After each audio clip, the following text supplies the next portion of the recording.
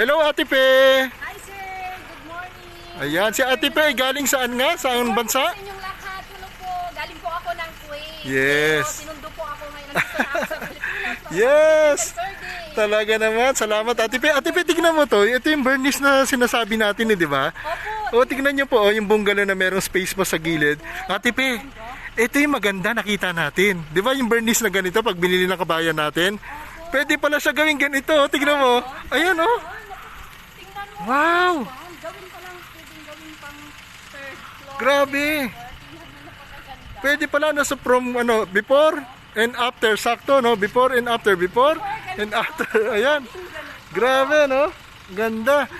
So ang ganda ng ginawa nyo. Meron siyang garahe, meron siyang balcony, meron siyang kwarto sa taas. Ang ganda ng pagkakagawa nito. Tapos syempre mag-gate na siya.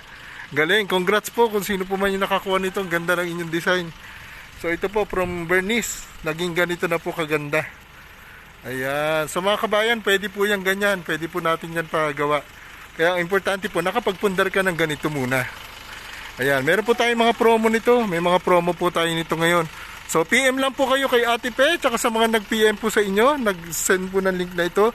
At matutulungan po namin kayo kung paano kayo magkaroon ng kanitong bahay for as low as 7,000, 8,000. Yes. So yan, oh. Kayo namin. Oh, from before and after, kaganda. So yun po, congratulations po sa lahat.